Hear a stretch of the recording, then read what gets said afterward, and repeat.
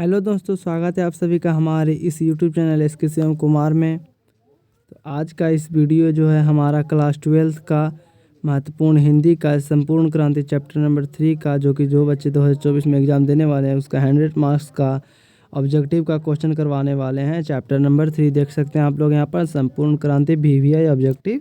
ठीक है, class 10th वालों के लिए। सॉरी, एक सेकंड, यहाँ पर क्लास 10th नहीं, क्लास 12th होगा क्योंकि 12th वाला है। ठीक है, यहाँ पर एडिटिंग में मिस्टेक हुआ है। चलिए वो सब बातों को हम लोग अलग कर सकते हैं।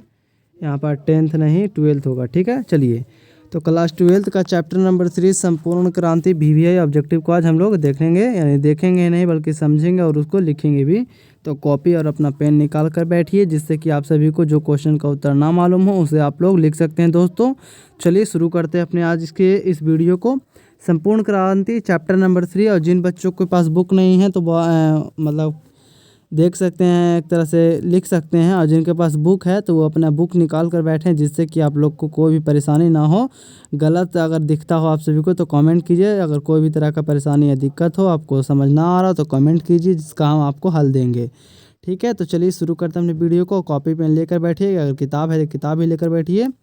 चलिए जी शुरू करते हैं। सबसे पहला देखिए क्या है क्वेश्चन कि दल विहीन लोकतंत्र किसके मूल उद्देश्यों में है।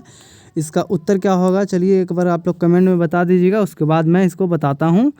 ठीक, चलिए इसका क्या हो जाएगा, तो बी हो जाएगा मार्क्सवाद तथा लेनिनवाद। ठीक है जी, बी हो जाएगा। आगे चलते हैं, दूसरा नंबर क्वेश्चन, बिना किसी देरी के जितना जल्दी हो सके हम लोग हर एक क्वेश्चन ऑब्जेक्टिव का हल करने का प्रयास करेंगे बिना किसी देरी के। और आप लोग जितना जल्दी हो सकते उतना जल्दी फटाफट से लिखने का कोशिश प्रयास कीजिएगा। और बुक है तो बुक भी मिलाते रहिए कि कोई क्वेश्चन गलत तो नहीं है। ठीक, दूसरा नंबर क्वेश्चन, ये बिहार बोर्ड का क्लास 12th का है, हिंदी चैप्टर नंबर 3। मैंने 2 चैप्टर और पढ़ा चुका हूँ ये ऑब्जेक्टिव का। चलिए दूसरा क्वेश्चन कह रहा है कि जयप्रकाश नारायण के बचपन का नाम क्या था, तो बाउल था। सी हो जाएगा ऑप्शन नंबर सी, बाउल। आगे की ओर बढ़ते हैं। तीसरा, किसने कहा कि अभी ना जाने कितने मील इस देश की जनता को जाना है, किन्होंने कहा था, तो यह बात कही थी जवाहरलाल नेहरू जी ने कही थी। चलिए जिनको भी ये क्वेश्चन नहीं आता जल्दी से फटाफट से एक बार नोट कीजिए। आगे की ओर बढ़ते हैं हम लोग सबसे पहले अपना 4 नंबर क्वेश्चन की ओर। चलिए 4 नंबर क्वेश्चन की ओर देखते हैं। यहाँ पर देखिए हमारा 4 नंबर क्वेश्चन है। चलिए जी देखते हैं यहाँ पर से, किस अस्पताल में दिनकर का निधन हुआ था। तो चलिए इसमें क्या बताना है, किस अस्पताल में आपको दिनकर जी का निधन हुआ था। चलिए जल्दी से एक बार इसका जवाब दीजिए। चलिए इसका हो जाएगा डी, विलिंगडन नर्सिंग होम में। ठीक है, इसका हो जाएगा विलिंगडन नर्सिंग होम में। 5वां नंबर, जयप्रकाश नारायण की किसका दलाल कहा गया था, मैंने कौन से देश को जयप्रकाश जी को नारायण मतलब कि जयप्रकाश नारायण जी को किस देश का दलाल कहा गया था, तो वो कहा गया था अमेरिका देश का। ठीक है, अमेरिका देश का दलाल कहा गया था जयप्रकाश नारायण जी को। छठा कह रहा है कि जयप्रकाश नारायण के स्वास्थ्य पर निगरानी रखने वाले डॉक्टर का नाम क्या था, तो डॉक्टर रहमान था। ठीक है, ऑप्शन नंबर ए हो जाएगा। आगे की ओर देखेंगे 7 नंबर क्वेश्चन। 7 कह रहा है जयप्रकाश नारायण जी को किसका भाषण सुनकर अमेरिका जाने की प्रेरणा मिली, किसको मतलब कि किसके भाषण को सुनकर, तो स्वामी सत्यदेव जी की भाषण को सुनकर उनको अमेरिका जाने की प्रेरणा मिली। ठीक है, इसका बी हो जाएगा। आगे देखेंगे 8 नंबर क्वेश्चन। जितना जल्दी हो सकते लिखते चलिए, और जिनको जो मालूम है क्वेश्चन आंसर कमेंट में बताते चलिएगा। फ्री आगे है कि फ्री प्रेस के मालिक कौन थे, तो फ्री प्रेस के मालिक सदानंद जी थे। आगे हो गया। ठीक है, 8 नंबर क्वेश्चन कि फ्री प्रेस के मालिक कौन थे, तो फ्री प्रेस के मालिक सदानंद जी थे। आगे देखेंगे 9 number question, brain of Bombay किसे कहा जाता है, तो ब्रेन ऑफ बॉम्बे उमाशंकर दीक्षित जी को कहा जाता है। ठीक है, ब्रेन ऑफ बॉम्बे किसे कहा जाता है, उमाशंकर दीक्षित जी को। चलिए आगे देखेंगे 10 नंबर क्वेश्चन हम लोग। 10वां नंबर क्वेश्चन में कह रहा है कि जयप्रकाश नारायण ISC यानी कि इंटरमीडिएट की साइंस स्ट्रीम से ये परीक्षा कहाँ से पास की थी, जयप्रकाश नारायण ने ISC की, तो बिहार विद्यापीठ से, यानी कि इंटर की परीक्षा उन्होंने बिहार विद्यापीठ से पास की थी जयप्रकाश नारायण जी ने। आगे देखते हैं लेनिन की मृत्यु कब हुई थी, ये आपके क्लास 10th में भी पढ़ना था। ठीक है, हिस्ट्री में, जो कि आप लोग को हिंदी में भी पढ़ने के लिए मिल रहा है। लेनिन की मृत्यु कब हुई थी, तो 1924, इसमें डी हो जाएगा। ठीक है, ये हो गया हमारा। आगे बढ़ते हैं 12 नंबर क्वेश्चन। अगला कह रहा है कि जयप्रकाश मार्क्सवादी कब बने थे, तो जयप्रकाश मार्क्सवादी कब बने, तो 1924 में ही बने थे, जब इनका निधन हुआ था लेनिन की। ठीक है, आगे की ओर चलते हैं। 13 नंबर, फणीश्वरनाथ रेणु की पुस्तक क्या है, तो फणीश्वरनाथ रेणु की मैला आंचल है इनकी पुस्तक लिखी हुई। ठीक है, डी हो जाएगा इसका भी सही। आगे की ओर चलते हैं 1974 में बिहार प्रदेश के मुख्यमंत्री कौन थे? तो 1974 में बिहार प्रदेश के मुख्यमंत्री बी हो जाएगा अब्दुल गफूर थे। 14 नंबर का हो जाएगा option number B Abdul Gafoor. जो क्वेश्चन नहीं आ रहा उससे लिख लीजिए, चलिए मतलब लिख लीजिएगा आप सभी लोग, क्योंकि देखिए ये जो क्वेश्चन है आप सभी का बहुत ही सहायक होंगे आपके 2024 एग्जाम में। अगर आप लोग नहीं लिखिएगा तो आप सभी को पीछे मतलब छूट सकते हैं ऐसे एग्ज़ाम में, ऑब्जेक्टिव में।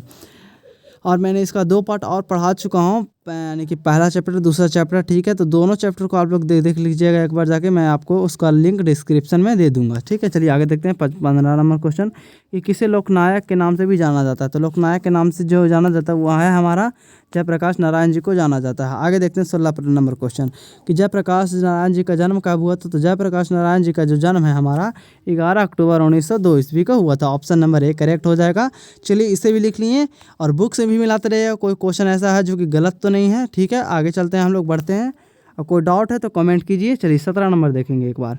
70 नंबर का रहा है कि जयप्रकाश नारायण की पत्नी का नाम क्या था? तो जयप्रकाश नारायण जी की पत्नी का नाम था प्रभावती देवी था। ऑप्शन नंबर हमारा सी हो जाएगा, प्रभावती देवी, ठीक है जी। आगे चलते हैं, 18 नंबर क्वेश्चन का रहा है कि रिकंस्ट्रक्शन ऑफ इंडियन पॉलिटी किसकी रचना है? तो रिकंस्ट्रक्शन ऑफ इंडियन पॉलिटी जो है हमारे जयप्रकाश नारायण जी की रचना है जी, ठीक है। इसका भी आप लोग को जवाब मिल गया। चलिए डी हो गया।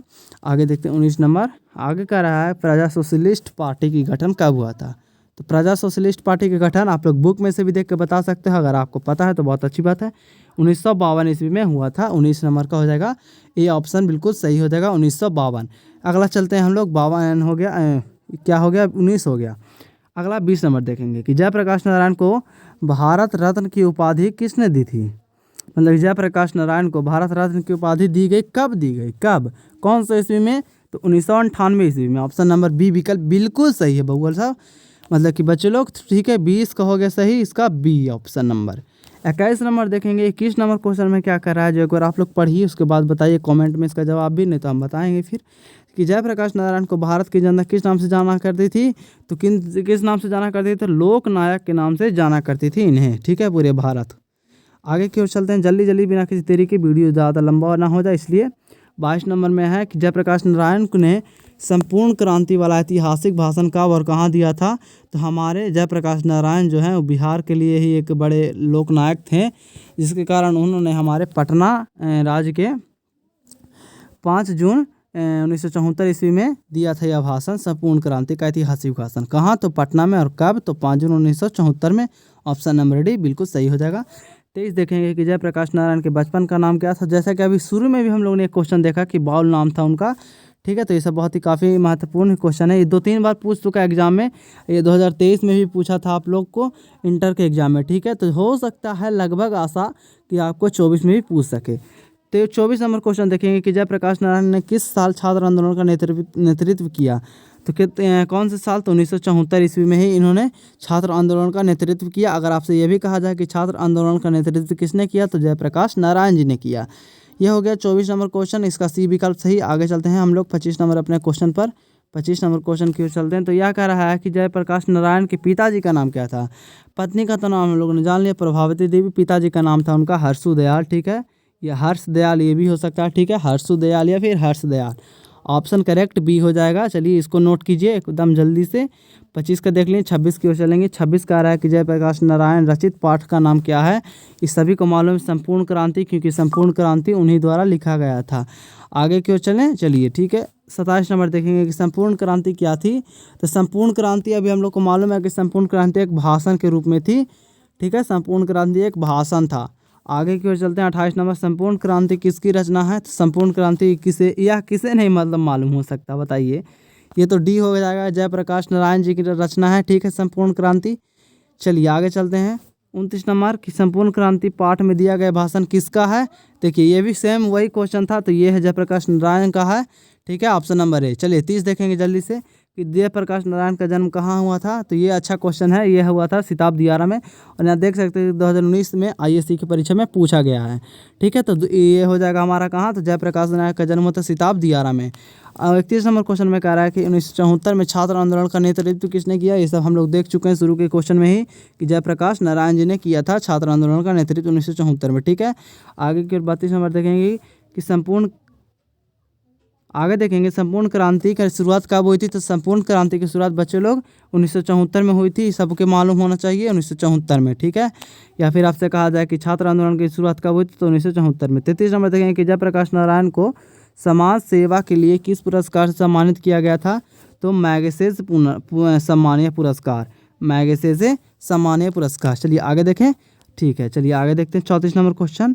34 नंबर क्वेश्चन में क्या कर रहा है कि जयप्रकाश नारायण मद्रास में अपने किस मित्र के साथ रुके हुए थे। तो वो रुके हुए थे ईश्वर अय्यर के साथ जी के साथ, ठीक है। जयप्रकाश नारायण जी मद्रास में अपने किस मित्र के साथ रुके हुए थे, तो ईश्वर अय्यर के साथ।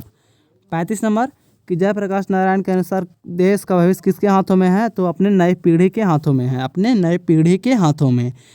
36 नंबर दिनकर जी को किसके, एक सेकेंड, दिनकर जी को किसके घर में दिल का दौरा पड़ा था। दिल का दौरा किसके घर पर पड़ा था। तो वो पड़ा था रामनाथ जी गोयनका के घर पर। ऑप्शन नंबर ए सही हो जाएगा 36 का, रामनाथ गोयनका जी के घर पर पड़ा था। 37 नंबर संपूर्ण क्रांति का नारा किसने दिया। तो ये जानते हैं आप लोगों कि बी हो जाएगा, यानी कि हो गया अपना जयप्रकाश नारायण जी ने दिया था। 38 नंबर देखते हैं कि जयप्रकाश नारायण ने बिहार विद्यापीठ से कौन सी परीक्षा दी थी। शुरू में भी देख लिए कि हम लोग देखे थे कि ISC की परीक्षा दी थी, मैट्रिक की नहीं दिए थे, BA के भी नहीं दिए थे, इंटर के दिए थे। क्या दिए थे, इंटर की परीक्षा दिए थे। 38 का। 39 का देखेंगे कि पुलिस के बड़े बड़े उच्च अधिकारी ने किसके मुँह से एक बात सुनी थी कि जयप्रकाश नारायण जी नहीं होते तो बिहार जल गया होता। इसका आगे देखते हैं ऑप्शन, इसका ऑप्शन यहाँ पर से है।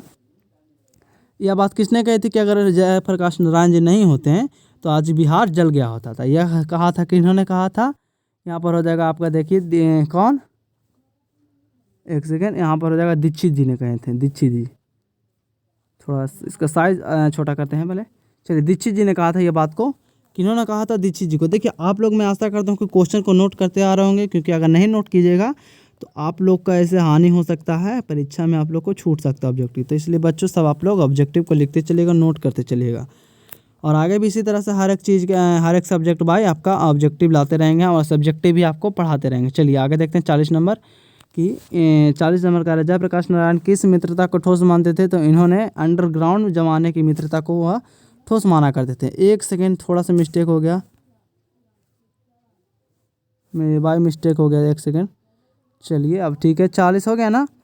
अंडरग्राउंड मित्रता को वो हम लोग को क्या मानते थे, अंडरग्राउंड जमाने को मित्रता ठोस मित्रता मानते थे।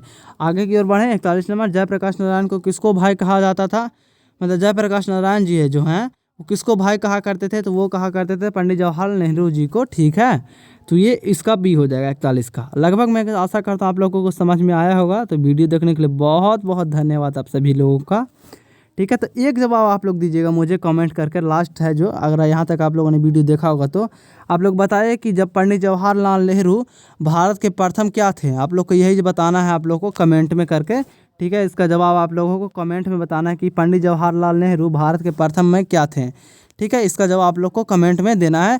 और नेक्स्ट वीडियो जो हमारा है वो चैप्टर नंबर 4 पर होगा, ठीक है, हिंदी का। और इसी तरह से हम लोग आपको हर एक चैप्टर का ऑब्जेक्टिव सब्जेक्टिव लाते रहेंगे, ठीक है, हर एक सब्जेक्ट में। चलिए तो वीडियो को अगर अच्छा लगा तो लाइक सब्सक्राइब कीजिएगा ज़रूर से।